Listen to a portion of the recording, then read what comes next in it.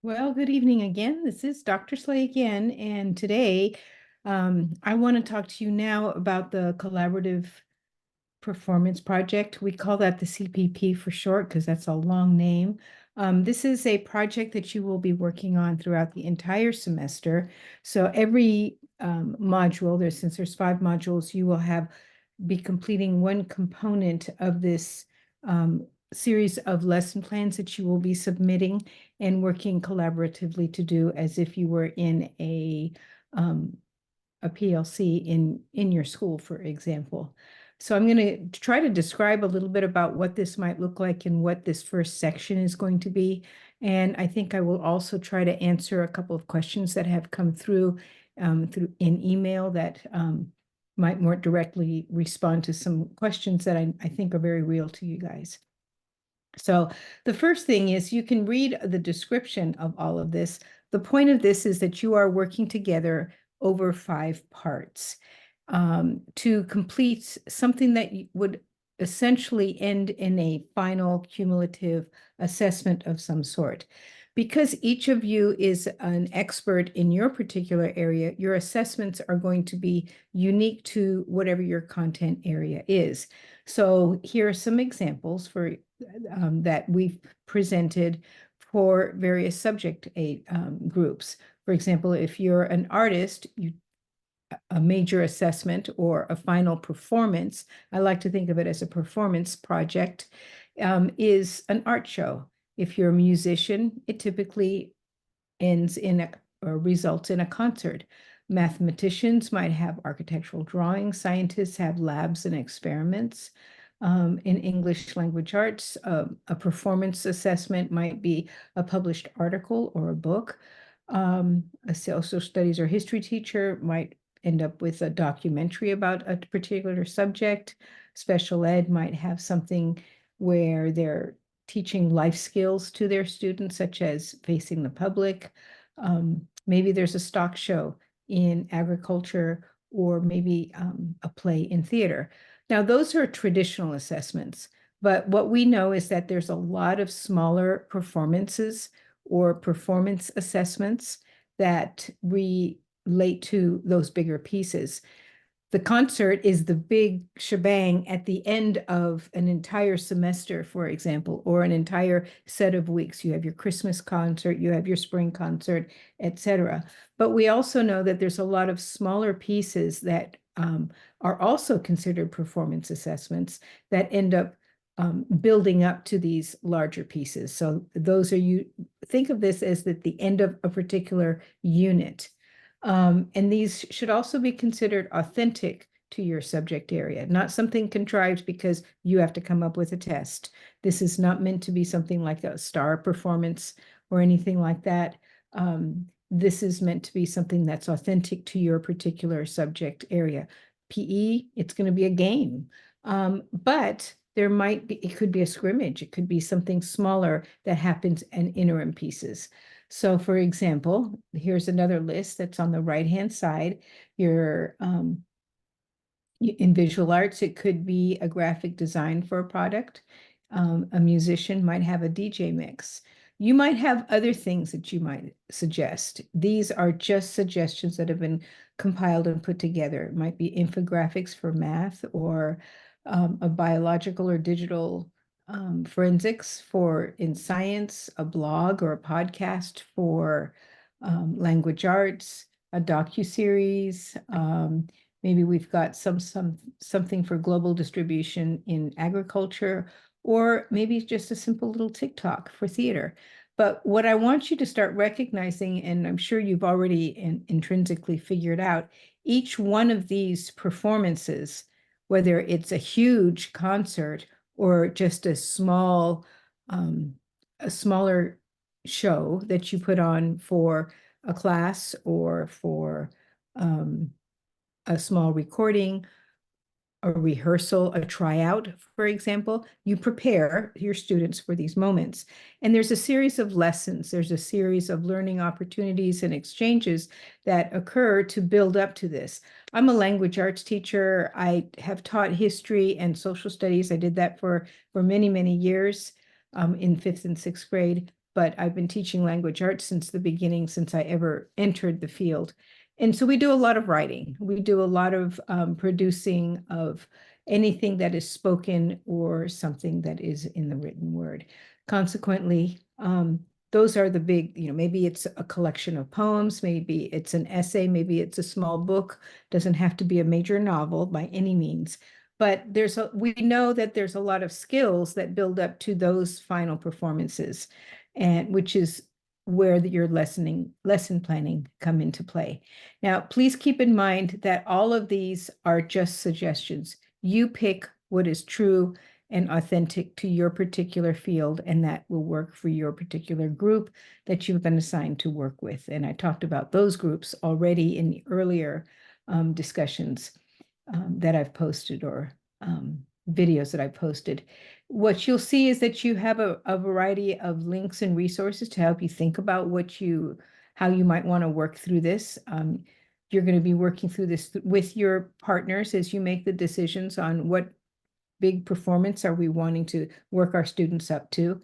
And then you're going to be completing a pre-planning worksheet for this particular unit. This is what's due at the end of the month, so that we can meet right afterwards to help you start developing what you want to do more specifically moving forward. The purpose of all of this CPP work is to help you not build the perfect, or for me to judge and say this is the right lesson or the wrong lesson, or to become, I do not want to intercept or intercede in what it is that you teach. I want to help teach you the mindset of lesson planning, because that works across the board. We're all going to be evaluated by principals and assistant principals and people who are going to come into our classroom, and they're not going to necessarily be experts in your field, but they know about pedagogy, they know about lesson planning, they know about teaching, and they know what's good instruction and effective, and they have indicators that they look for.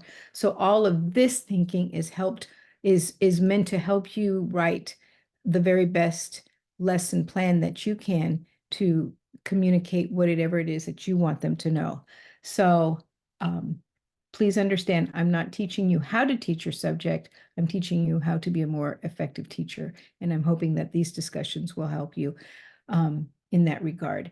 So here you will compile, here's a small chart to show you what this multi-day organizer is going to be for this entire, for this particular segment that will inform what you're going to do for the next 5 weeks. So think about it.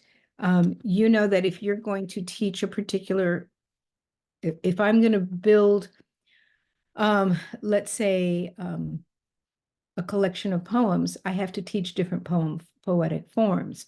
I have to teach a collection of skills that are related to maybe rhyming scheme or free verse, or I have to teach the craft of poetry. If you're a musician, you're teaching students how to play their instrument, how to work in, follow the director, perhaps some musical techniques that they need to have with regard to reading the score and whatever it is. I'll stop there because I'm not a music teacher. I have taken music and I have played instruments, but I'm not a teacher by any means. So think in terms of a series of connected, this is really important. This is going to be a series of connected lessons leading up to that final assessment, okay? The assessment is not a test, it's a performance of what you have been teaching over a series, over time. And when we talk about a series of connected lessons, we're talking about perhaps something that would probably take approximately a week. It can take longer because we know some lessons spill over into the next day. And we also know that some of our subjects are more practice related. Musicians spend a lot of time practicing, but they're practicing towards some end. There's probably a goal each day in your daily practice.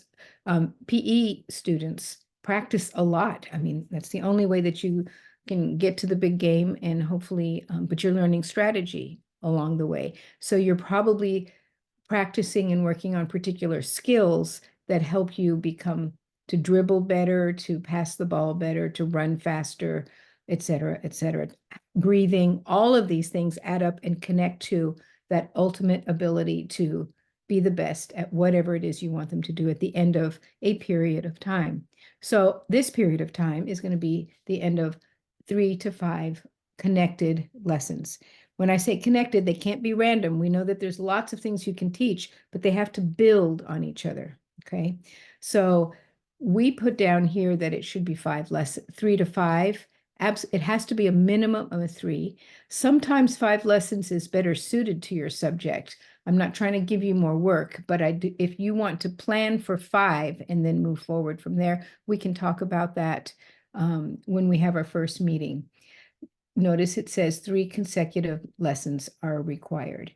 Now, what you're going to put here is your overall skill, overall thing that you're trying to get them to do, and the objectives, which is going to be your TEKS for those particular things. When you do list the TEKS, please put down some sort of wording. It can be abbreviated, but something to indicate what that means, because if you put objective 11B, I don't know what that is. Nobody's going to know that except maybe you. And I know in my TEKS, I'd never memorized the numbers, so I still can't recognize the numbers in terms of if you just gave me a list of numbers. So it might be 11B might be related to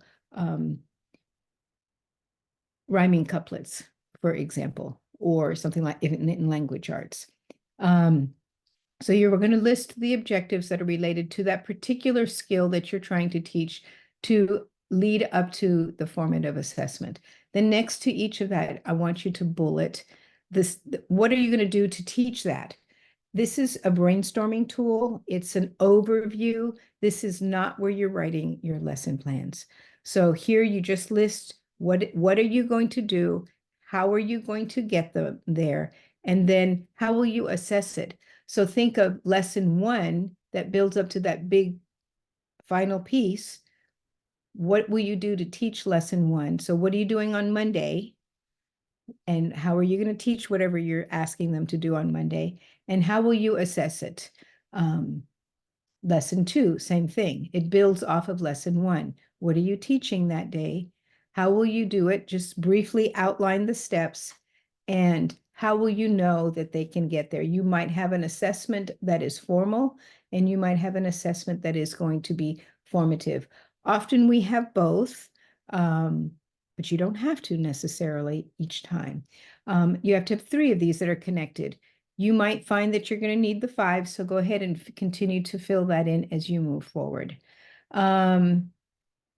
We will talk about this to see how it flows and what you're thinking about in our first conference. And I think they start like on the 30th or something. I'll show you the sheet that I've put together for that. I have also posted some reflective questions that I want you to think about to help guide your thinking with each other. And these are the things essentially is your assessment for you in terms of this project. And these are the kinds of things that I will be asking you when we get together. So fill this out together as a group. This moves on, and then sign up for a conference when you get here. What you'll notice here's the different parts.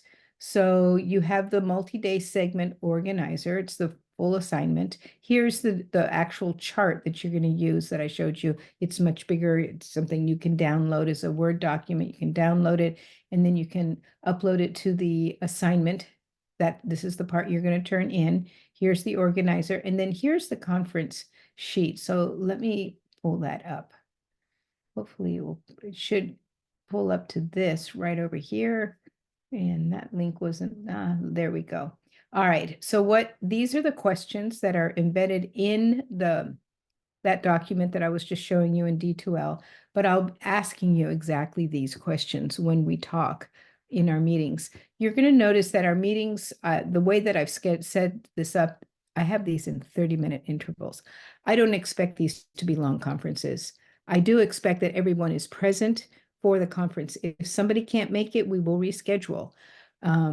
So think carefully about what time will work for all of you to be together in a Zoom room, whether you're in one, I've had people all come together in one room behind one camera. That's a little tough because you got to really have a wide angle lens to get you all in. Or you can all be on your individual cameras. I know my son and his wife, we were just conferring with them the other day in a conference because I like to talk to my grandkids. And I thought, why do they have two cameras? And they were like side by side, these two windows, because one of them had COVID, so they were staying in separate rooms for a little bit. But that's also a possibility. But sign up for the time. This is the way I've set it up. Tuesday, everything's due on Monday. So on Tuesday, we can start the conferences. I work from home largely, but I'm also out in the field. So some days I have to block out times to be gone or to take other meetings that I have scheduled, work on other courses as well, and the other duties that I have. But I'm trying to set aside Tuesday as a big block of time, basically from early in the morning all the way until the afternoon. Wednesday, I recognize some of us are not available during the day, so I've set up Wednesday with a few evening hours. Thursday, I reserve that for afternoon and early evening, and that's where it ends. Friday, I'm usually pretty busy with other meetings. I'm not going to say I can't ever meet on a Friday or any other time here. If any of these absolutely will not work for your group, please let me know, and let's see what we can work out so that we can all help you through this project throughout the semester. I anticipate the meeting will take approximately 20 minutes for us if you're prepared. And I will expect all of you to talk, not just one person talking for the group. If I find that one person is pretty much talking for the group, I will probably call on various people to answer some of these questions. Because at the end, as we see here, a big question that I will ask every single time is, how is your team working collaboratively? What are you guys doing together? You all have to know the parts. It doesn't mean that you each plug in your piece and then you don't really know what Peter is doing because Paul is doing something else. That's not teamwork. That's just filling out a form. And that's not what this is all about. I could care less about the form, to tell you the truth. The form facilitates conversations. I'm also going to tell you the other hidden truth. I hate lesson planning. I hated it when I was a teacher, and I hated it as a professor. I have to observe teachers, and I go through lesson plans with the teachers that are in the field because it's one of those things that we do. It's what we do as a teacher, because the most important thing about lesson planning is that it shapes our thinking and helps us to prepare for what it is that we have to do to help kids learn whatever it is that we're asking them to learn and be successful. Lesson planning is a mindset. Forms help give it structure. So that's the things that we're asking you to do. These give you structure to help train you to have the mindset as a teacher. And it really honestly becomes very automatic. The truth is you won't be filling out lesson plans at this length when you're in the classroom. Some districts I've noticed don't even do lesson plans like this anymore. They use PowerPoints. That's fine. It's still a structure.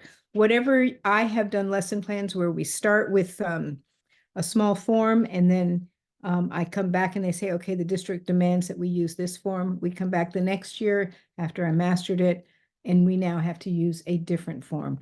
So don't get too comfortable, because every district, even every principal will ask and require different things. We're training the way of thinking, and we're looking at it in terms of how literacy can support your discipline and help you become better teachers of your discipline. Let me just think about anything else, because I wrote myself some notes to make sure I don't forget to talk, since I'm not using a PowerPoint. So you've got groups. This is going to be set out over 5 days. You're the professional in the field. I'm not going to tell you how to teach it. I am going to be working on how to train you to be the professional teacher that you're going to become, not a content expert. So I'm interested in how you implement the skills of lesson planning. And all of this project ends in a 1 grand performance, and these are the little skills and the things that build up to that, but it's done in a cohesive and connected way. And I can't stress enough that you're working on this in teams, so you have to find a way to collaborate. And that's about it. I don't know what else to tell you about this project.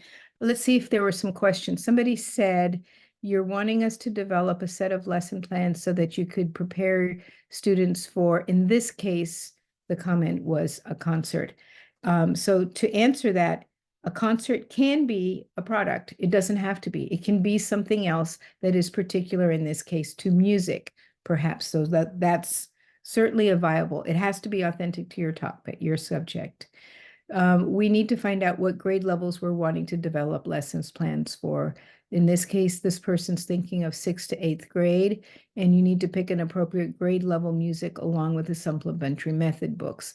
Yeah, you have to think about all of that. You do have to focus on a particular grade level. I know that in some areas like music, perhaps PE, it's a grade band because you teach multi-age groups, and or you teach by levels, like you've got your juniors or your seniors, or maybe you have something where they tried out for a varsity or whatever, and so it's going to be various different grades, or maybe you're the middle school teacher, so you're teaching all grades. You decide. You've got your honors band, you have your entry level band, etc. So I hope I've answered some of these. You will have to decide what materials you're going to use in that. Notice the form didn't ask for materials. That's just natural part of filling it out, and it will come into the subsequent pieces. So right now, you're not worried about writing lesson plans. Please understand that. For this particular form, you are not writing lesson plans. For this form, you are organizing a week's worth of consecutive lessons that lead up to the ultimate performance that your group has decided is appropriate for the content area that you're doing. Then we will go into the lesson plans, and the form, it gets pretty specific, so it'll become clearer as we move along. When you fill out this form, by the way, all you have to do is go in and say who you are, and you're going to plot the names of each of your group members here. And then this is the Zoom link, which is the same one we're using now, if I've done my work right. Comments, if you want to say something, I'll probably write notes here to help us help trigger my memory on things that we've got going, or maybe the appointments. And that's about it. I'll continue to add the different conferences to this form as we move along. Let me know if you have any questions, and I'm going to stop here to avoid rambling unnecessarily, and I hope you have a great evening. Good night.